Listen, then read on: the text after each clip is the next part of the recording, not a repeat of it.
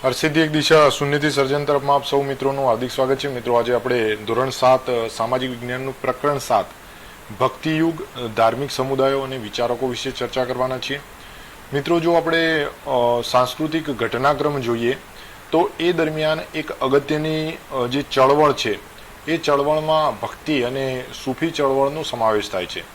આ ભક્તિ અને સૂફી ચળવળ જે છે એનો હેતુ કોઈ રાજકીય સત્તા અથવા કોઈ રાજકીય લાભ મેળવવા માટેનો ન હતો, પરંતુ તેનું મુખ્ય પ્રયોજન એ હતું કે જે અજ્ઞાનતાથી જે લોકો હેરાન થતા હતા, જેઓ અલગ અલગ પ્રકારના મિથ્યાચારો અથવા દુઃખ અને યાતનાઓથી પીડિત હતા, આવા લોકોને સાદો અને સરળ ધર્મયુક્ત માર્ગ બતાવવાનું કાર્ય જે હતું તે આ ચળવળનો ભાગ હતો, ભક્તિ અને સૂફી ચળવળનો। મિત્રો, જે આ સંતો થઈ ગયા એ સમયમાં, એ સંતોએ પોતાના જીવનમાં ચરિતાર્થ કરેલા ઉપદેશો જે હતા એ જનતાને આપી અને તેમનો ઊંડો પ્રભાવ પાડતા હતા, જેથી કરીને તેમનો સારો એવો વિકાસ થાય। મિત્રો, જે આ આપણે ચર્ચા કરી રહ્યા છીએ ભક્તિ અને સૂફી ચળવળની, તો પ્રથમ પ્રશ્ન એ થાય કે મિત્રો, આમનો ઉદ્ભવ અને વિકાસ કઈ રીતે થયો? તો મિત્રો, ભારતના ઇતિહાસની જો ચર્ચા કરીએ તો ભારતના ઇતિહાસમાં ભક્તિ અને સૂફી આંદોલનનો ઉદ્ભવ અને વિકાસ સારી રીતે થયો હતો। અને આ ભક્તિ અને સૂફી આંદોલન એટલા માટે જ થયા હતા કે જે ધર્મના ઊંચ નીચના ભેદભાવો છે, જે માન્યતાઓ છે, જે અંધશ્રદ્ધાઓ છે, અથવા ધર્મ દ્વારા જે વાળાબંધીઓ કરવામાં આવી, જેમ કે કોઈ હિન્દુ, કોઈ મુસ્લિમ, કોઈ શીખ, કોઈ ઈસાઈ, અને એમના અલગ અલગ નિયમો, તો આ જે પ્રથા હતી એ પ્રથાની અવગણના કરીને, આ પ્રથા ઊંચ નીચના ભેદભાવ હતા, જે માન્યતાઓ હતી, અંધશ્રદ્ધાઓ હતી અને જે વાળાબંધીઓ હતી, આ વાળાબંધીઓની અવગણના કરીને ભક્તિ માર્ગના દ્વાર બધા માટે ખોલવાનું કાર્ય કોણે કર્યું હતું? તો સૂફી અને ભક્તિ ચળવળ દ્વારા। આ ભક્તિ અને સૂફી આંદોલન એ હિન્દુ મુસ્લિમ સાંસ્કૃતિક સમન્વયને જન્મ આપ્યો અને એક નવા જ યુગની શરૂઆત થઈ। જો આપણે ભક્તિ અને સૂફી આંદોલનની વાત કરીએ અથવા ચળવળના સમયની વાત કરીએ તો આ સમયના જેટલા પણ સંતો હતા એ સંતો બધા નિર્ગુણવાદી હતા। મિત્રો, ખાસ યાદ રાખજો, આ તમારો પ્રશ્ન પણ હોઈ શકે છે કે જે સૂફી ચળવળ થઈ, જે ભક્તિ ચળવળો થઈ, એ દરમિયાનના જે સંતો હતા એ કેવા હતા? તો મિત્રો, નિર્ગુણવાદી અને એ સિવાય તે ઐક્યના હિમાયતી હતા। ઐક્યના હિમાયતી એટલે શું? તો મિત્રો, અત્યારે તમે જુઓ કે અલગ અલગ ધર્મોમાં અલગ અલગ ભગવાન, અલગ અલગ નામ, અલગ અલગ નિયમો, દરેક વસ્તુ અલગ અલગ છે। તો આ જે સૂફી સંતોની આપણે ચર્ચા કરવાના છીએ, આ સૂફી સંતો અથવા જે ભક્તિના જે વિચારકો હતા એ ઐક્યના હિમાયતી હતા, એટલે કે તેઓ એકમાં જ માનતા હતા, ભગવાન, ધર્મ, દરેક વસ્તુ એક જ હોય એ રીતની એમની વિચારસરણી હતી। તો સંતો અને ફકીરો જે હતા એ ધર્મ અને સંપ્રદાયની એકતામાં માનતા હતા, સામાજિક સમાનતાના પક્ષકારમાં તેઓ હતા।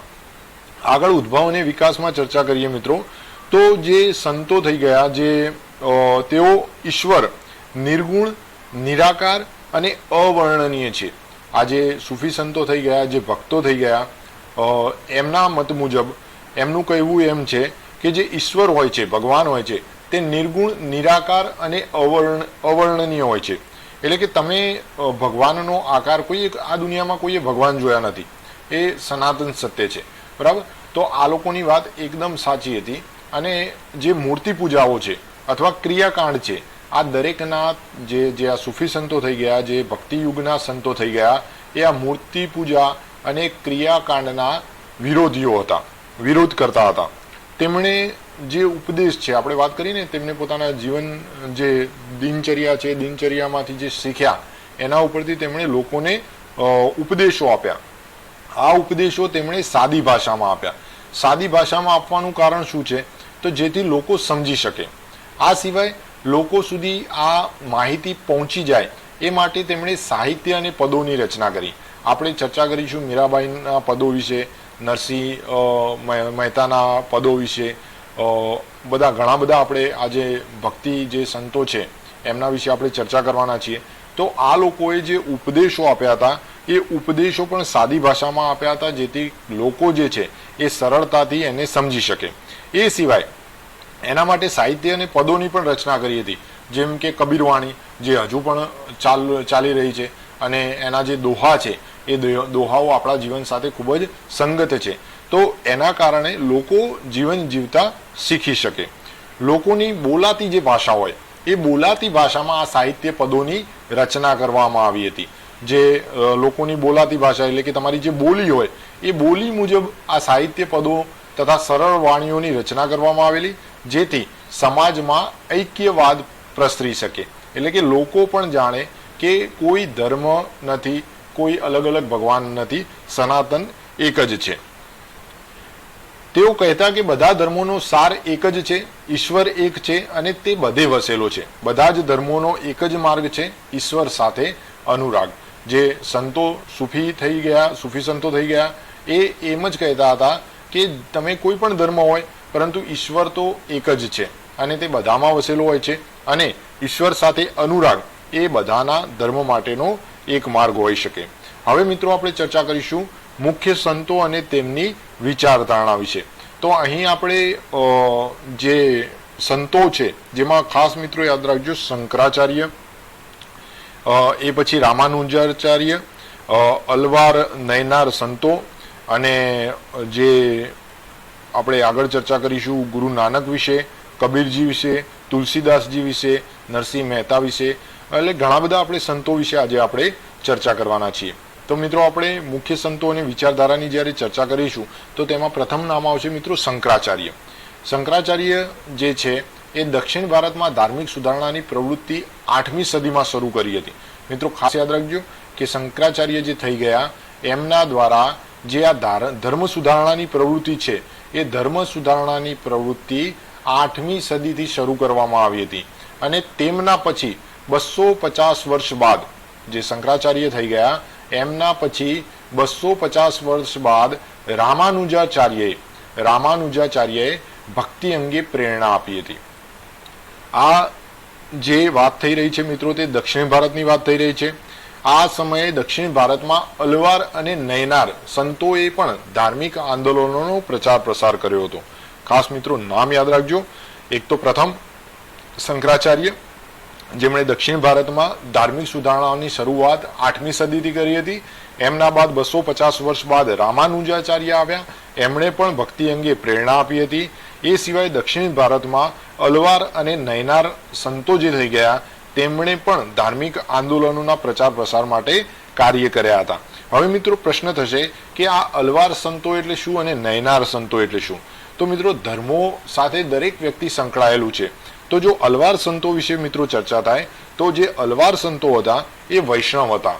ખાસ યાદ રાખજો મિત્રો કે જે અલવાર સંતો હતા એ વૈષ્ણવ હતા, જ્યારે જે નયનાર સંતો હતા તે શૈવ ધર્મી હતા. અલવાર સંતો જે થઈ ગયા એ વૈષ્ણવ ધર્મી હતા, જ્યારે નયનાર સંતો જે હતા એ શૈવ ધર્મી હતા. ભક્તિ માર્ગમાં આ જે એમના અનુયાયીઓ છે, ભક્તિ માર્ગમાં જે અનુયાયીઓ છે એ અનુયાયીઓ એકેશ્વરવાદમાં માનતા હતા. એકેશ્વરવાદ એટલે કે ભગવાન એક જ છે. તેઓ તમામ ધર્મો સંપ્રદાયોની એકતામાં વિશ્વાસ ધરાવતા હતા અને મૂર્તિ પૂજા તથા ક્રિયાકાંડના વિરોધી હતા. મિત્રો આ શબ્દો દરેક સમાજ સુધારક સાથે સંકળાયેલા જ હશે. વારંવાર તમારી જોડે આ શબ્દો પણ સાંભળવામાં આવશે કે જે સમાજ સુધારકો થઈ ગયા એ સમાજ સુધારકો હોય પછી ધાર્મિક સુધારકો હોય, આ દરેક વ્યક્તિઓ મૂર્તિ પૂજા અને ક્રિયાકાંડના વિરોધી હતા. હવે આગળ જો મિત્રો મુખ્ય સંતો અને તેમની વિચારધારાની જો ચર્ચા કરીએ તો જે ભક્તિ આંદોલનો છે એ ભક્તિ આંદોલનો દ્વારા જે આત્મ સાક્ષાત્કાર એટલે કે પોતાની જાતે આત્માને સાક્ષાત કરો, ભગવાન તમારી અંદર જ વસેલો છે, તમે જો સારા કાર્ય કરશો તો તમને સારું ફળ મળવાનું જ છે. આવી વિચારધારા સાથે જે ભક્તિ આંદોલનો હતા એ ભક્તિ આંદોલનોમાં આત્મ સાક્ષાત્કારના દ્વાર બધા માટે ખોલી દેવામાં આવેલા હતા. એ સિવાય જે ઉપદેશો છે, આપણે આગળ પણ ચર્ચા કરી કે ઉપદેશો જે છે તે સામાન્ય સરળ ભાષામાં આપવામાં આવતા હતા, જેથી કરીને લોકો સમજી શકે. ભક્તિ માર્ગના સંતો અને ચિંતકોએ આમ જનતાની ભાષામાં ઉપદેશો આપ્યા હતા. એમાં ઘણા બધા આચાર્યો પણ થઈ ગયા. એમાં એક હતા શંકરાચાર્ય, જે આપણે શરૂઆતમાં જ વાત કરી. શંકરાચાર્ય જે થઈ ગયા તે હિન્દુ ધર્મના પ્રચારકોમાંથી એક હતા. શંકરાચાર્ય જે થઈ ગયા તે હિન્દુ ધર્મના પ્રચારકોમાંથી એક હતા. ખાસ મિત્રો યાદ રાખજો. અને બીજું, આપણે અલવાર નયનાર સંતો વિશે પણ ચર્ચા કરી, જેમાંથી અલવાર એ વૈષ્ણવ ધર્મી અને અલવાર જે થઈ ગયા તે વૈષ્ણવ ધર્મી, જ્યારે નયનાર જે સંતો હતા તે શૈવ ધર્મી હતા. મિત્રો માહિતી છે, ખાસ યાદ રાખજો. અલવાર નયનાર સંતો વિશે આપણે એ પણ ચર્ચા કરી. એ પછી આપણે એ પણ ચર્ચા કરી કે જે શંકરાચાર્ય થઈ ગયા એમના પછી 250 વર્ષ પછી દક્ષિણમાં રામાનુજાચાર્ય પણ થઈ ગયા. અને આ દરેક સંતોએ ઉપદેશ, સરળ ભાષામાં લોકોને ઉપદેશ આપી સમજાવીને ઈશ્વરની પ્રાપ્તિનો સંદેશો આપ્યો હતો. આદિ શંકરાચાર્ય વિશે ચર્ચા કરીએ મિત્રો, તો જે આપણે આગળના ચિત્રમાં, આગળની સ્લાઇડમાં અહીંયા જે આ અલવાર નયનાર સંતો વિશે જે મૂર્તિ પૂજા જે સંકળાયેલું છે તેનું ચિત્ર છે. મિત્રો આગળ આપણે ચર્ચા કરીશું, એમાં ચર્ચા કરીશું આદિ શંકરાચાર્ય વિશે. આદિ શંકરાચાર્ય જે આપણે ફોટોમાં પણ જોઈ શકીએ છીએ. અને એમના જન્મસ્થળની જો વાત થાય તો જન્મસ્થળમાં ખાસ મિત્રો યાદ રાખજો, આદિ શંકરાચાર્ય શ્રીનું જે જન્મસ્થળ છે તે છે કાલડી. એમના પિતાશ્રીનું જો નામ પૂછવામાં આવે તો શિવગુરુ, અને માતાશ્રીનું જો નામ પૂછવામાં આવે તો અંબાબાઈ, એટલે કે આઈમ્બા. ખાસ યાદ રાખજો, અંબાબાઈ. શંકરાચાર્યજીની વાત થાય તો શંકરાચાર્યજીનું જે જન્મસ્થળ છે તે છે કાલડી મિત્રો. એમના પિતાશ્રીનું નામ છે શિવગુરુ, તેમની માતાશ્રીનું નામ છે અંબાબાઈ, એટલે કે આઈમ્બા પણ કહેવાતા હતા. હવે મિત્રો આપણે વાત કરીએ એમના 250 વર્ષ બાદ, 250 વર્ષ બાદ આવ્યા રામાનુજાચાર્ય. મિત્રો રામાનુજાચાર્ય વિશે આપણે જો જોઈએ તો રામાનુજાચાર્યનું જે જન્મસ્થળ છે, મિત્રો ચિત્રો જે એમના ફોટા છે ખાસ જોતા રહેજો. અને જે રામાનુજાચાર્ય છે એમનું જે જન્મસ્થળ છે મિત્રો તે છે પેરુમલતુર. પેરુમલતુર એ રામાનુજાચાર્યજીનું જન્મસ્થળ છે. એમના પિતાજીનું જો નામ પૂછવામાં આવે તો કેશવ, અને જો માતાજીનું નામ પૂછવામાં આવે તો કાંતિમતી. જો આદિ શંકરાચાર્યજીની વાત થાય તો આદિ શંકરાચાર્યજીનું જન્મસ્થળ કાલડી, પિતા હતા શિવગુરુ, માતા અંબાબાઈ. જ્યારે રામાનુજાચાર્યજીની વાત થાય, દક્ષિણ ભારતના બંને સંતો છે, રામાનુજાચાર્યની વાત થાય તો એમનું જન્મસ્થળ છે પેરુમલતુર, પિતાજીનું નામ છે કેશવ અને માતાજીનું નામ છે કાંતિમતી. આ સિવાય પણ ઘણા બધા સંતો થઈ ગયા મિત્રો. એમાં બે નામ આવશે, જયદેવ અને ચૈતન્ય. જ્યારે આપણે સંતોની જ્યારે ચર્ચા કરીએ તો સંતોની ચર્ચામાં બે નામ આવશે મહાન સંતોમાં, જયદેવ અને ચૈતન્ય. એમાં જે ચૈતન્ય છે એ ચૈતન્ય મહાપ્રભુ જે આપણે કહીએ છીએ તે જ. એ ચૈતન્ય મહાપ્રભુએ કૃષ્ણ ગીતો સાથે બંગાળમાં હરિબોલનો મંત્ર ગુંજતો કર્યો. હરિબોલ હરિબોલ. જે ચૈતન્ય મહાપ્રભુ છે એ ચૈતન્ય મહાપ્રભુએ કૃષ્ણ ભક્તિના ગીતો રચી. હવે અહીંયા પ્રશ્ન એ પૂછાઈ શકે કે કયા સંત કઈ ભક્તિ સાથે સંકળાયેલા હતા? તો ખાસ મિત્રો ચૈતન્ય મહાપ્રભુજીને યાદ રાખજો કે તેઓ કૃષ્ણ ભક્તિના ગીતો સાથે સંકળાયેલા હતા અને તેમણે બંગાળમાં હરિબોલનો મંત્ર ગુંજતો કર્યો હતો. બંગાળમાં તેમણે હરિબોલનો મંત્ર ગુંજતો કર્યો હતો. એ સિવાય હવે આપણે ઉત્તર ભારત તરફ જઈ રહ્યા છીએ મિત્રો. તો ઉત્તર ભારતમાં રામાનંદ જેવા મહાન સંત થઈ ગયા. ખાસ મિત્રો યાદ રાખજો, ઉત્તર ભારતમાં રામાનંદ જેવા મહાન સંત થઈ ગયા જેમણે ભક્તિ આંદોલનના શ્રી ગણેશ કર્યા હતા. ખાસ જો પ્રશ્ન પૂછાય કે ભક્તિ આંદોલનની શરૂઆત શ્રી ગણેશ કોણે કરી હતી, તો ઉત્તર ભારતમાં રામાનંદજી જે મહાન સંત થઈ ગયા તેમણે ભક્તિ આંદોલનની શરૂઆત કરી હતી. આપણે જે પણ સંતની ચર્ચા કરીશું તે એકેશ્વરવાદ સાથે સંકળાયેલા હશે. તો એવા જ એક અન્ય મહત્વપૂર્ણ સંતની જો ચર્ચા કરીએ એકેશ્વરવાદ સાથે, તો તેમાં મિત્રો આવશે કબીર. કબીરવાણી, કબીર દોહા. જે કબીરજી હતા એ કબીરજી વ્યવસાય વણકર હતા. અહીં તમે ચિત્રમાં પણ જોઈ શકો છો. અને એકેશ્વર પરંપરા સાથે તેઓ સંકળાયેલા હતા. એમના દોહા આજે પણ વિશ્વ પ્રસિદ્ધ છે, આજે પણ ગવાય છે. એવો એક આપણે દોહો જોઈએ. સાધુ એસા ચાહીએ જૈસા સૂપ સુભાય, સાર સાર કો હી રહે થોથા દે ઉડાય. સાધુ એસા ચાહીએ. તો મિત્રો આવા ઘણા બધા દોહા એ આપણા કબીરજી દ્વારા તેમની રચના કરવામાં આવી હતી. તો મિત્રો અહીં આપણે વાત કરી કબીરજી વિશે, એ સિવાય ચૈતન્ય મહાપ્રભુ વિશે અને રામાનંદજી વિશે. હવે મિત્રો આપણે આગળ એક અન્ય ધર્મ સુધારકની વાત કરીશું. ચિત્ર તમે જોઈ શકો છો. શીખ ધર્મના જે સ્થાપક કહી શકાય એવા ગુરુ નાનકજી છે. ગુરુ નાનકજી વિશે વાત કરવામાં આવે તો તેઓ નિર્ગુણ શાખાના સંત હતા. તમારા માટે ખાસ મોસ્ટ આઈએમપી પ્રશ્ન થઈ જશે મિત્રો કે જે ગુરુ નાનક હતા એ ગુરુ નાનક પહેલા તો કયા ધર્મના સ્થાપક હતા, એ સિવાય તેઓ કયા શાખાના સંત હતા. તો મિત્રો ગુરુ નાનકજી જે હતા એ શીખ ધર્મના સ્થાપક હતા.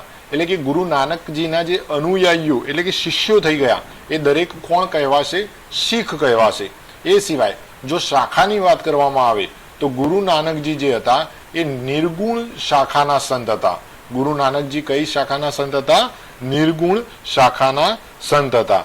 એ સિવાય હાલ જેમ મેં વાત કરી તેમ જે ગુરુ નાનકજીના શિષ્યો છે એ બધા શીખ કહેવાશે અને તેમનો જે પવિત્ર ધર્મ ગ્રંથ છે તે છે ગુરુ ગ્રંથ સાહિબ. ખાસ મિત્રો યાદ રાખજો, જે શીખ ધર્મનો જે પવિત્ર ધર્મ ગ્રંથ કહેવાય તે છે ગુરુ ગ્રંથ સાહિબ. મિત્રો આગળ જોઈએ તો જો ઉત્તર ભારતની વાત કરીએ તો ઉત્તર ભારત અને રાજસ્થાન, તો આ ઉત્તર ભારત અને રાજસ્થાનમાં તુલસીદાસ, સુરદાસ અને મીરાબાઈ જે વૈષ્ણવ ભક્તિ સાથે સંકળાયેલા છે. ખાસ યાદ રાખજો, જે તુલસીદાસ, સુરદાસ અને મીરાબાઈ જે છે એ વૈષ્ણવ ભક્તિ સાથે સંકળાયેલા મહત્વપૂર્ણ સંતો છે. જે તુલસીદાસજી છે એ તુલસીદાસજી તમે સૌ જાણો છો કે જે રામચરિત માનસ છે એ રામચરિત માનસ ગ્રંથની રચના એ તુલસીદાસજી દ્વારા કરવામાં આવી હતી. એ પહેલા મિત્રો જે અત્યાર સુધી આપણે ભણ્યા એના વિશેનો એક પ્રશ્ન તમને પૂછી લઉં. જે મિત્રોને જવાબ ખબર હોય તે કમેન્ટ બોક્સમાં ખાસ લખજો, ઓપ્શન અથવા પૂર્ણ જવાબ લખજો. પ્રશ્ન આપણો એ છે મિત્રો કે ગુરુ નાનક કઈ શાખાના સંત હતા? ગુરુ નાનક કઈ શાખાના સંત હતા? ઓપ્શન મિત્રો અલવાર, નયનાર, નિર્ગુણ અને એકેશ્વર.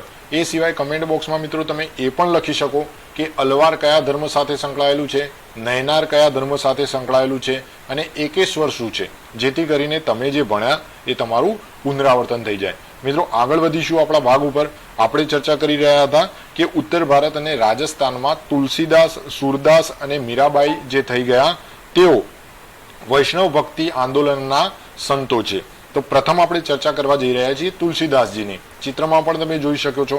તો તુલસીદાસજી જે હતા એમણે રામચરિત માનસ અને વિનય પત્રિકા જેવા લોકપ્રિય ગ્રંથોની રચના કરી હતી.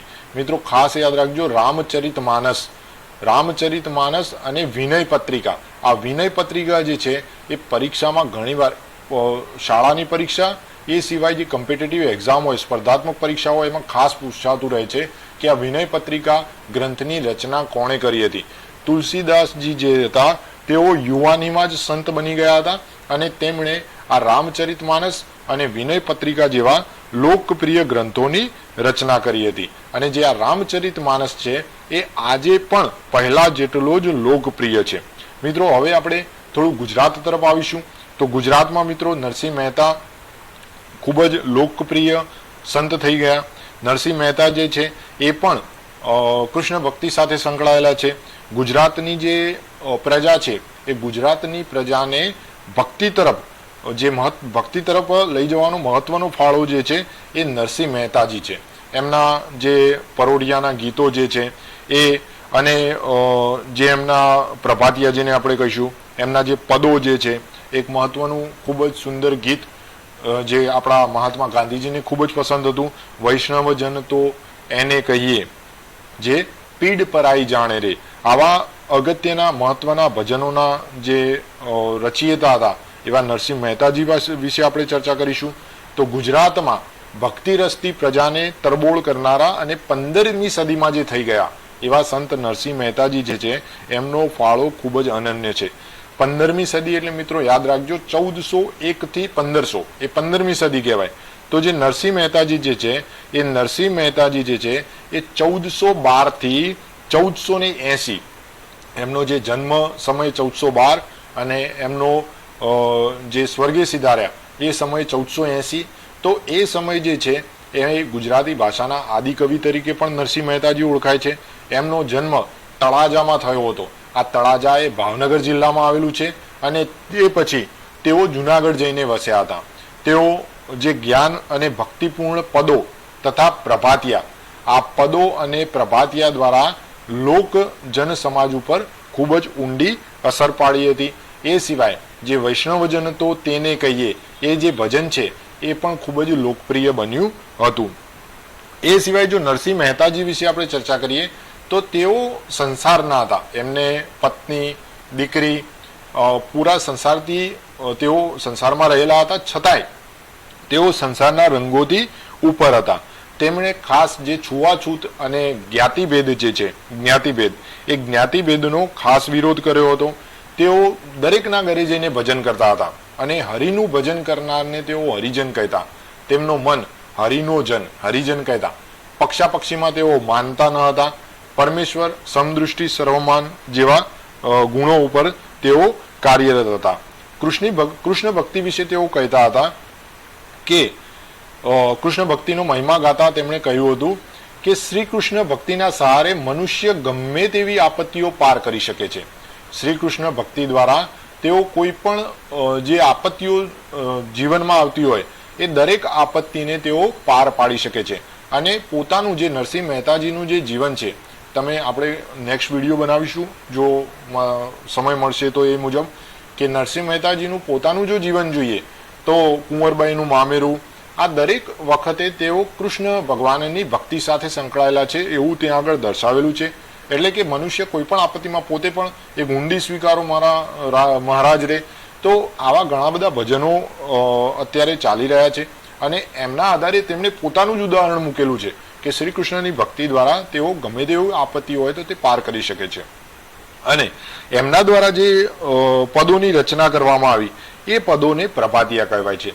હવે જ્યારે કૃષ્ણ ભક્તિની આપણે ચર્ચા કરતા હોઈએ અને જો એમાં નરસિંહ મહેતાજીનું નામ લેતા હોઈએ તો મીરાબેન કેમ પાછળ રહી જાય? તો હવે આપણે ચર્ચા કરીશું મીરાબેન વિશે, જે મીરાબાઈ કહેવાતા.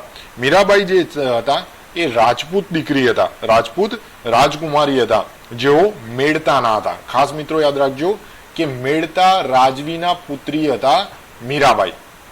નાનપણથી જ તેઓ કૃષ્ણ ભક્તિથી સંકળાયેલા હતા. કૃષ્ણ ભક્તિમાં તેઓ રંગાઈ ગયેલા હતા. નાનપણથી તેઓ કૃષ્ણ ભક્ત હતા. એમના લગ્ન જે છે એ લગ્ન મેવાડના રાજ પરિવારમાં થયા હતા. મિત્રો ખાસ યાદ રાખજો, મેવાડના રાજ પરિવારમાં મીરાબાઈના લગ્ન થયેલા હતા. તેઓ જે શ્રી કૃષ્ણ હતા એમને ગિરધર ગોપાલના રૂપમાં પૂજતા હતા. જે શ્રી કૃષ્ણ હતા તેમને ગિરધર ગોપાલના રૂપમાં પૂજતા હતા. મીરાબાઈ એક જો આપણે ચર્ચા કરીએ તો ભક્ત તો હતા જ, પરંતુ એક કવિયત્રી પણ હતા. ખાસ મિત્રો યાદ રાખજો કે મીરાબાઈ એક ભક્ત સાથે સાથે કવિયત્રી પણ હતા અને તેમણે જે પદોની રચના કરી હતી, કૃષ્ણ ભગવાનના ભક્તિના પદોની જે રચના કરી હતી તે ગુજરાતી અને હિન્દી બંને ભાષામાં તેમણે પદોની રચના કરી હતી. અને જેમ આપણે નરસિંહ મહેતાજીની ચર્ચા કરી, કબીરજીની ચર્ચા કરી, એમ એમના પણ જે પદો હતા એ પદો ખૂબ જ લોકપ્રિય હતા. મીરાબાઈ પછી આપણે જો ચર્ચા કરીશું મિત્રો સુરદાસ વિશે, તો મીરાબાઈની જેમ સુરદાસ, જે હમણાં આપણે તુલસીદાસજીની ચર્ચા કરી, નરસિંહ મહેતાજીની ચર્ચા કરી, તો એ મુજબ સુરદાસ પણ એક અગત્યના સંત થઈ ગયા અને તેઓ વલ્લભાચાર્યના શિષ્ય હતા. પ્રશ્ન એ પૂછાઈ શકે કે સુરદાસ કોના શિષ્ય હતા? તો મિત્રો ખાસ યાદ રાખજો, વલ્લભાચાર્ય. બીજું, સુરદાસજી જે હતા તેમણે વ્રજ, જે વ્રજભૂમિ છે એ વ્રજભૂમિમાં રહીને શ્રી કૃષ્ણજીના, જે શ્રી કૃષ્ણ થઈ ગયા એમના પદોની રચના કરી હતી. એક પદ આપણે જોઈશું, અખિલ બ્રહ્માંડમાં એક તું શ્રીહરિ, જુજવે રૂપ અનંત ભાસે, દેહમાં દેવ તું, તેજમાં તત્વ તું, શૂન્યમાં શબ્દ થઈ વેદવાસે. આ ચારે લાઈનો એક જ પદનું છે. અખિલ બ્રહ્માંડમાં એક તું શ્રીહરિ, શ્રીહરિ એટલે શ્રી કૃષ્ણ ભગવાન, જુજવે રૂપ અનંત ભાસે, દેહમાં દેવ તું, તેજમાં તત્વ તું, શૂન્યમાં શબ્દ થઈ વેદવાસે. મિત્રો એક અન્ય આપણે મીરાબાઈના પદ વિશે જોઈ લઈએ. મુજ અબળાને મારી મીરાતબાઈ શામળો થયું મીરમાં, મીરાબાઈ કે પ્રભુ ગિરધર નાગર, હીરને ચરણે જાયું મુજ. મિત્રો આવા ઘણા અગત્યના અને સારા સારા એવા પદોની રચના થયેલી છે. હવે મિત્રો આપણે ચર્ચા કરીશું જ્ઞાનેશ્વરજીની. જ્ઞાનેશ્વર જ્યારે સંતજીની વાત થાય ત્યારે મહારાષ્ટ્ર તરફ જતું રહેવાનું. મિત્રો મહારાષ્ટ્રનું જે ભક્તિ આંદોલન છે એ ભક્તિ આંદોલન ઉત્તર ભારતની બરાબર સાથે ચાલતું હતું. હવે અહીંયા અગત્યનું એક વાક્ય આવશે મિત્રો, ખાસ યાદ રાખજો, વિઠોબા મંદિર. હવે પ્રશ્ન એ થાય કે આ વિઠોબા મંદિર કઈ જગ્યાએ છે? તો પંઢરપુર. ખાસ યાદ રાખજો મિત્રો, પંઢરપુરનું જે વિઠોબા મંદિર છે, આ વિઠોબા મંદિર એ મુખ્ય કેન્દ્ર છે. આ જ્ઞાનેશ્વર જે થઈ ગયા એ જ્ઞાનેશ્વરે જે ભક્તિ આંદોલન છે, મહારાષ્ટ્રમાં ભક્તિ આંદોલનની શરૂઆત એ જ્ઞાનેશ્વર દ્વારા કરવામાં આવી હતી. ખાસ યાદ રાખજો મિત્રો કે મહારાષ્ટ્રમાં જો તમને પૂછવામાં આવે કે મહારાષ્ટ્રમાં ભક્તિ આંદોલનની શરૂઆત કોના દ્વારા કરવામાં આવી હતી, તો જ્ઞાનેશ્વર દ્વારા. પરંતુ જો ઉત્તર ભારત પૂછવામાં આવે તો મિત્રો ઉત્તર ભારતમાં કોણ હતું? જેને યાદ રહ્યું હોય તે કમેન્ટ બોક્સમાં લખજો. ઉત્તર ભારતમાં કયા મહાન સંતે ભક્તિ આંદોલનની શરૂઆત કરી હતી? મિત્રો જો મહારાષ્ટ્રનું પૂછવામાં આવે તો જ્ઞાનેશ્વરજી આવશે, અને જો ઉત્તર ભારતનું પૂછવામાં આવે તો તમે કમેન્ટ બોક્સમાં લખેલું હશે, સાચો જવાબ આવશે રામાનંદ. ઓકે, હવે અહીંયા પાછા આવી જઈએ તો જ્ઞાનેશ્વરજી જે હતા એ મહારાષ્ટ્રના ભક્તિ આંદોલનના શ્રી ગણેશ કર્યા હતા. પંઢરપુરનું વિઠોબા મંદિર જે હતું તે ખૂબ જ મુખ્ય કેન્દ્ર હતું. એ સિવાય માત્ર 15 વર્ષની ઉંમરે તેમણે ભગવદ્ ગીતા ઉપર ટીકા કરી હતી અને જ્ઞાનેશ્વરી લખી હતી. આ તમારા સ્પર્ધાત્મક પરીક્ષા માટે અથવા ધોરણ 7માં જ્યારે તમે પરીક્ષા આપી રહ્યા છો ત્યારે પણ આ શબ્દ ખાસ યાદ રાખજો મિત્રો. જે જ્ઞાનેશ્વર છે એ જ્ઞાનેશ્વરે 15 વર્ષની ઉંમરે જ ભગવદ્ ગીતા ઉપર ટીકા કરીને જ્ઞાનેશ્વરી લખી હતી. નામદેવ જે હતા એ નામદેવ, બીજા એક સંતની આપણે ચર્ચા કરવા જઈ રહ્યા છીએ, નામદેવની, જે યુવાનીમાં અધર્મના માર્ગે વળ્યા હતા, પરંતુ જ્યારે તેમને સાચી સમજણ આવી, સાચી વાત સમજાવી ત્યારે તેઓ ધર્મના માર્ગે વળ્યા હતા. અને જે નામદેવ છે એ નામદેવ પણ મહારાષ્ટ્રના સારા એવા મહાન સંત તરીકે ઓળખવામાં આવે છે. હવે આગળ આપણે ચર્ચા કરીશું એકનાથ વિશે. મહારાષ્ટ્રની જ્યારે ચર્ચા કરી રહ્યા છીએ ત્યારે મહારાષ્ટ્રમાં એક અન્ય નામ આવશે, એકનાથ. જે એકનાથ છે એ એકનાથ પણ મહારાષ્ટ્રના મહાન સંત હતા. મિત્રો જ્ઞાનેશ્વર, નામદેવ નામ ખાસ યાદ રાખજો બધા, એ મહારાષ્ટ્ર સાથે સંકળાયેલા છે. તેવી જ રીતે એકનાથ પણ મહારાષ્ટ્રના મહાન સંત સાથે સંકળાયેલા છે. અને આ દરેક સંતો જે થઈ ગયા તે ઊંચ નીચ અને નાત જાતના જે ભેદભાવો છે આ ભેદભાવોના સતત વિરોધી ગણાતા હતા. તેઓ સૌને સમાન માનતા હતા. એ પછી અન્ય મહાકવિની વાત કરીએ મહારાષ્ટ્રના, તો તે છે મિત્રો તુકારામ. અહીં તુકારામ જે છે એ તુકારામ મહારાષ્ટ્રના સંત કવિ થઈ ગયા. અને તમારા માટે ખાસ અગત્યનું પણ છે કે જે અભંગો, આ શબ્દ મિત્રો યાદ રાખજો કે અભંગોની રચના કોણે કરી હતી? તો અભંગોની જે રચના છે તે તુકારામ દ્વારા કરવામાં આવી હતી. ક્યાંના કવિ હતા? તો મહારાષ્ટ્રના સંત કવિ હતા. આ જે અભંગો જે છે એ ખૂબ જ જાણીતા છે. હવે આપણે ચર્ચા કરીશું મિત્રો રામદાસ. જે સમર્થ ગુરુ રામદાસ જે છે એ શિવાજીના ગુરુ હતા. મિત્રો ખાસ યાદ રાખજો કે જે સમર્થ ગુરુ રામદાસજી જે છે તે શિવાજીના ગુરુ હતા. એમણે આધ્યાત્મિક અને સાંસારિક જીવનને જોડવાનો પ્રયાસ કર્યો હતો. સમર્થ ગુરુ રામદાસ કોના ગુરુ હતા? શિવાજીના. શું કાર્ય કર્યું હતું? આધ્યાત્મિક અને સાંસારિક જીવનને જોડવાનો પ્રયાસ કર્યો હતો. અહીં ગ્રંથની ચર્ચા કરીએ તો લોકોને ઉપદેશ આપવા માટે તેમણે દાસબોધ નામના ગ્રંથની રચના કરી હતી. જે રામદાસ હતા એ રામદાસે લોકોને ઉપદેશ આપવા માટે દાસબોધ નામના ગ્રંથની રચના કરી હતી અને તેઓ શિવાજીના ગુરુ હતા. મિત્રો હવે આપણે આગળ ચર્ચા કરીશું અલગ અલગ જે સંતો થઈ ગયા એ સંતોનો સમયગાળો, જન્મ અને મૃત્યુ. એ પહેલા એક પ્રશ્ન પૂછી લઉં મિત્રો, જ્ઞાનેશ્વર ભગવદ્ ગીતા ઉપર લખેલી ટીકા કયા નામે ઓળખાય છે? જ્ઞાનેશ્વર દ્વારા જે 15 વર્ષની ઉંમરે જે ભગવદ્ ગીતા ઉપર ટીકા કરવામાં આવી હતી એ કયા નામે ઓળખવામાં આવે છે? મિત્રો option A Bijak, B Dnyaneshwari, C Ramcharit Manas અને ડી વિનય પત્રિકા. મિત્રો અહીં મારો એક અલગ પ્રશ્ન પણ છે કે જો તમને આનો સાચો જવાબ આવડતો હોય તો પછી અન્ય શું છે? રામચરિત માનસ કોના દ્વારા રચના કરવામાં આવી હતી? વિનય પત્રિકાની રચના કોના દ્વારા કરવામાં આવી હતી? તે પણ કમેન્ટ બોક્સમાં લખજો. મિત્રો હવે આગળ આપણે જઈએ, એમાં આપણે મહાકાલીન સંતોનો જે સમયગાળો છે એના વિશે ચર્ચા કરીશું. પ્રથમ ગુરુ નાનક, શીખ ધર્મના સ્થાપક, 1469 થી 1539. 1469 થી 1539. મિત્રો બીજા જે સંત થઈ ગયા જ્ઞાનેશ્વર, જન્મ ઈસવીસન 1276 થી મૃત્યુ ઈસવીસન 1296. મિત્રો 20 વર્ષનું જ આયુષ્ય છે, ઈસવીસન 1276 થી 1296. તુલસીદાસ 1532 થી 1623. મીરાબાઈ 1498 થી 1546. સુરદાસ 1483 થી 1563. રૈદાસ 1450 થી 1520. નામદેવ 1270 થી 1350. એકનાથ 1533 થી 1599. તુકારામ 1608 થી 1650. મિત્રો આ જે સ્લાઇડ છે સ્ક્રીનશોટ પણ લઈ શકો છો, પરંતુ મારું એક માનજો મિત્રો, પેનનો ઉપયોગ કરીને નોટમાં લખવાની ટેવ પાડજો. પરીક્ષા સરળતાથી તમે પાસ કરી શકશો. માત્ર વિડીયો જોવાથી અથવા સાંભળવાથી પરીક્ષા પાસ થવાથી નથી મિત્રો. લખશો એનાથી તમારા મનમાં એનું પુનરાવર્તન થશે, તમારા મનમાં એ વાત બેસી જશે. તો ખાસ મિત્રો યાદ રાખજો, વિડીયો જોવાથી પરીક્ષા પાસ થશો એવું કોઈ શક્યતાઓ હોતી નથી. પરંતુ આ જે તમે જોઈ રહ્યા છો તે કોઈ કાગળમાં લખતા જાઓ, અથવા તમારી પાસે ધોરણ 7નું પુસ્તક હોય તો એની નીચે પેન્સિલ વડે અંડરલાઈન કરતા જાઓ અને વારંવાર આનું પુનરાવર્તન કરો તો તમે ચોક્કસ પરીક્ષાઓ પાસ કરી શકશો. મિત્રો અત્યાર સુધી આપણે ભક્તિ યુગની વાત કરી, હવે આપણે સૂફી આંદોલનની ચર્ચા કરીશું. સૂફી આંદોલન મિત્રો યાદ રાખજો, આપણે મધ્ય કાળની વાત ચર્ચા કરી રહ્યા છીએ. તો મધ્યકાળની ચર્ચામાં જે સૂફી આંદોલન છે એ પણ એક અગત્યનો ભાગ ભજવે છે. આ સૂફી આંદોલન છે એ જે ધાર્મિક એટલે કે હિન્દુ મુસ્લિમ જે સમન્વય છે એનો જન્મ જે થયો છે સૂફી આંદોલનથી થયો છે.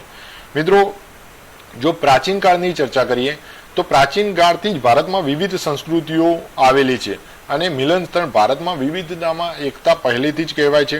સૂફી શબ્દની જો વાત કરીએ તો ઇસ્લામ ધાર્મિક જે વિચારો છે એ ઇસ્લામ ધર્મના જે વિચારો છે એ વિચારોને સૂફી શબ્દ જે છે એ વ્યક્ત કરે છે. જો વધુ આગળમાં જોઈએ મિત્રો તો એમાં સૂફી આંદોલન છે એ સૂફી આંદોલનનો મુખ્ય મત શું છે તો ઈશ્વર અને મનુષ્ય વચ્ચે પ્રેમનો સંબંધ. જે સૂફી જે આપણે સૂફી આંદોલનની ચર્ચા કરીએ છીએ એ સૂફી આંદોલનમાં ખાસ યાદ રાખજો મિત્રો, ઈશ્વર અને મનુષ્ય વચ્ચે જે પ્રેમનો સંબંધ છે એ પ્રેમનો સંબંધ સ્થાપિત કરવાનું કામ કોણ કરી રહ્યું છે? સૂફી આંદોલન કરી રહ્યું છે. તો મિત્રો ખાસ યાદ રાખો કે સૂફી આંદોલનમાં 4 પરંપરાઓ હતી. તમારો પ્રશ્ન પણ થઈ શકે છે કે સૂફી આંદોલનમાં કેટલી પરંપરાઓ હતી? તો સૂફી આંદોલનમાં મુખ્ય 4 પરંપરાઓ હતી: ચિશ્તી, સુહરાવર્દી, કાદરી અને નક્શબંધી. ચિશ્તી, સુહરાવર્દી, કાદરી અને નક્શબંધી. એમાં જે ચિશ્તી અને સુહરાવર્દી છે એ પરંપરા એ સૂફી આંદોલનમાં ખૂબ જ લોકપ્રિય બની હતી. અને જે સુહરાવર્દી છે એ સુહરાવર્દીની સ્થાપના, આ પરંપરાની સ્થાપના ક્યાં થઈ હતી? તો બગદાદમાં થઈ હતી મિત્રો, શિયાળુદ્દીન સુહરાવર્દી દ્વારા. શિયાળુદ્દીન સુહરાવર્દી દ્વારા જે સૂફી આંદોલન છે એ સૂફી આંદોલનમાં જે સુહરાવર્દી પરંપરા છે એની સ્થાપના કરવામાં આવી હતી. હવે મિત્રો બગદાદ ખાસ યાદ રાખજો, બગદાદના જે શિયાળુદ્દીન સુહરાવર્દી પરંપરાની સ્થાપના કરી હતી. અજમેરમાં થઈ ગયા મોઇનુદ્દીન ચિશ્તી. અજમેરમાં થઈ ગયા મોઇનુદ્દીન ચિશ્તી. આ મોઇનુદ્દીન ચિશ્તી દ્વારા ચિશ્તી પરંપરાની સ્થાપના કરવામાં આવી હતી અને એ કોમી એકતાનું એક ઉત્તમ ઉદાહરણ છે. અને તેમના મૃત્યુ બાદ તેઓ સૂફી સંત તરીકે ખૂબ જ ખ્યાતિ પામ્યા હતા. મોઇનુદ્દીન ચિશ્તી સિવાય કુતુબુદ્દીન બખ્તિયાર, બાબા ફરીદુદ્દીન ગંજે શકર, નિજામુદ્દીન ઓલિયા, ખ્વાજા બકી બિલ્લા અને શેખ અહમદ સિરહિંદી એ આ સૂફી સંતોમાં ખૂબ જ અગત્યના માનવામાં આવે છે.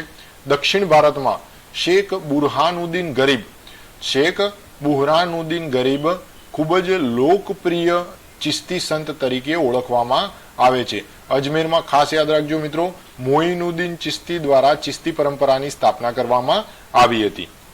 હવે મિત્રો આપણે આગળ જોઈએ તો જે સૂફી આંદોલનો છે એ સૂફી આંદોલનોમાં જે આચાર્યો થઈ ગયા, સંતો થઈ ગયા, એમના ઉપદેશથી જે સમાજના બહારના આડંબરો છે એ બહારના આડંબરો, ઊંચ નીચના ભેદભાવો, ત્યારબાદ વહેમો, અંધશ્રદ્ધાઓ અને કુરિવાજો ઉપર ખૂબ જ અસર થઈ હતી.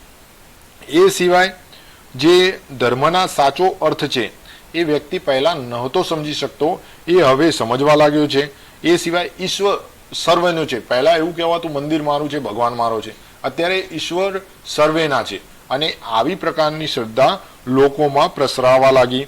કબીર જેવા જે સંતો થઈ ગયા, કબીર જેવા સંતો દ્વારા તેમના શિષ્યોમાં હિન્દુ મુસ્લિમોના ભેદભાવો ઓછા થયા.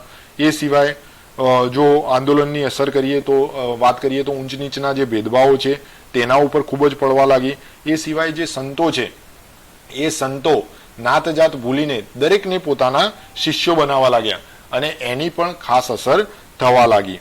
મિત્રો આગળ વાત કરીએ મીરાબાઈ, રૈદાસ અને રસખાન વિશે. તો એ આ ધાર્મિક જે વિકાસ થઈ રહ્યો છે એમાં ખૂબ જ અગત્યના ઉદાહરણો છે. ગ્વાલિયરની વાત કરીએ તો ગ્વાલિયરમાં સૈયદ મુહમ્મદ છોસ, ખાસ યાદ રાખજો મિત્રો, ગ્વાલિયરમાં સૈયદ મુહમ્મદ છોસ એ વિંધ્યાચળના એકાંત સ્થાનોમાં હિન્દુ સંતો સાથે વર્ષો સુધી રહ્યા હતા. ગ્વાલિયરમાં જે સૈયદ મુહમ્મદ છોસ એ વિંધ્યાચળના જે એકાંત સ્થાનો કે જ્યાં આગળ હિન્દુ સંતો હતા એમની સાથે રહ્યા હતા. એ સિવાય જે મુસ્લિમ રહસ્યવાદી વિચારધારા છે એમાં હિન્દુ રહસ્યવાદી ક્રિયાઓ અને પ્રાર્થનાઓ ઉમેરાઈ છે. સૂફીઓની વાત કરીએ તેઓ ઘણી બધી ધાર્મિક ક્રિયાવિધિઓ જે હિન્દુઓમાં હતી તેમણે અપનાવી છે. અને જો સૂફીવાદનું ઉત્તમ ઉદાહરણ લઈએ તો સૂફીવાદમાં દાખલ થનારું શિરમુંડન, જનબીન એટલે કે ભિક્ષાપાત્ર રાખવું, મુલાકાતીઓને પાણી ધરવું, સંગીતના મુશાયરા યોજવા, એ આ જે બંને ધર્મ છે એ બંને ધર્મમાં એકતા દર્શાવી રહ્યો છે. જે કે સૂફીવાદ જે છે એ સૂફીવાદમાં જે દાખલ થનારા હોય સૂફીવાદ પંથમાં એમનું શિરમુંડન થતું, એમાં ભિક્ષાપાત્ર રાખવું એટલે કે અન્ય જગ્યાએ જઈ ભિક્ષા માગવી, એ સિવાય મુલાકાતીઓ જે આવ્યા હોય એમને પાણી ધરવું અને સંગીતના મુશાયરા યોજવા, આ દરેક પ્રકારની જે રીતિ રિવાજો છે એ રીતિ રિવાજો બંને ધર્મમાં જોવા મળે છે. એટલે કે જે ભક્તિ અને સૂફી આંદોલનો થયા એના કારણે સમાજની કાયાપલટ થઈ ગઈ. હિન્દુ મુસ્લિમ સમાજ એક થવા લાગ્યો, સંભાવ, સદાચાર અને ભાઈચારાની ભાવના પેદા થવા લાગી, અને અનેક સંસ્કૃતિઓ અને અનેક ધર્મસ્થાનો હોવા છતાં આશ્રયસ્થાન એ ભારત આપણો દેશ બની રહ્યો. અને મધ્યકાલીન જે સંતો છે એ મધ્યકાલીન સંતોએ પોતાના સરળ ભાષાના ઉપદેશોથી જે રચનાઓ છે, જે વ્યક્તિઓ છે એ વ્યક્તિઓને ધર્મ સાથે જોડ્યા. હવે મિત્રો જે ત્રીજા નંબરનો આપણો પ્રશ્ન છે એ મહારાષ્ટ્રના કયા સંતના અભંગો ખૂબ જ જાણીતા છે? ઓપ્શન એ જ્ઞાનેશ્વર, વિઠોબા, નામદેવ અને તુકારામ. જે પણ મિત્રોને આ પ્રશ્નનો જવાબ આવડતો હોય કમેન્ટ બોક્સમાં લખજો. જો ન આવડતો હોય તો વિડીયો ફરીથી જોઈ લેજો જેથી કરીને તમારું પુનરાવર્તન થઈ જાય. એ સિવાય જે સાચો જવાબ છે એના સિવાયના જે શબ્દો છે એ કયા કયા ધર્મ સાથે સંકળાયેલા છે અથવા કયા વિસ્તાર, ભારતના કયા વિસ્તાર સાથે સંકળાયેલા છે તે પણ લખી શકશો. મિત્રો આજનો અંતિમ પ્રશ્ન, જે સૂફી મતની પરંપરાઓ છે, કેટલી પરંપરાઓ હતી ભારતમાં? સૂફી મત ફેલાવનારી કેટલી પરંપરાઓ હતી? 1, 2, 3 કે 4? જે મિત્રોને જવાબ આવડતો હોય કમેન્ટ બોક્સમાં મિત્રો ખાસ લખજો. આગળનો જે મિત્રો વિડીયો છે તે થઈ જશે આપણો પ્રકરણ 8 પ્રાદેશિક સંસ્કૃતિનું ઘડતર. આજનો વિડીયો જોવા બદલ આપ સૌનો ખૂબ ખૂબ આભાર.